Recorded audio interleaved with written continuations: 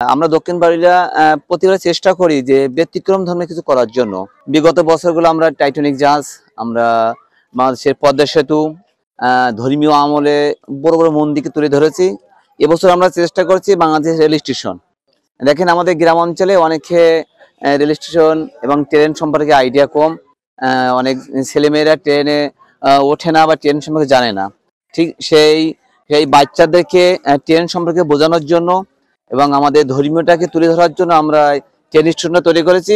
সেই সাথে সাথে আমরা যদি আমাদের শ্যামনগর পর্যন্ত ভবিষ্যতে ট্রেন লাইন তৈরি হয়, আমরা চাবো আমাদের পাওলে একটা ট্রেন স্টেশন হোক, তার একটা প্রতীকে আমরা তুলে ধরেছি। একদিকে আমাদের ধর্মীয় একটা প্যান্ডেল তৈরি হলো, অন্যদিকে সরকারের কাছে আমাদের দাবি থাকলো আদৌ ভবিষ্যতে ট্রেন স্টেশন হলে যেন পাওলে একটা ট্রেন স্টেশন হয়, সেটার নাম হবে দক্ষিণ পাওলিয়া রেল স্টেশন। পূজা আমরা প্রতি বছরই একটা কিছু করি, পূজাকে কেন্দ্র করে আমরা নতুনত্ব কিছু আনি প্রতি বছর। আর এর ব্যতিক্রম কিছু না, তারই এটা আদলে করা হয়েছে এই Dakshin Paruliya rail station train line.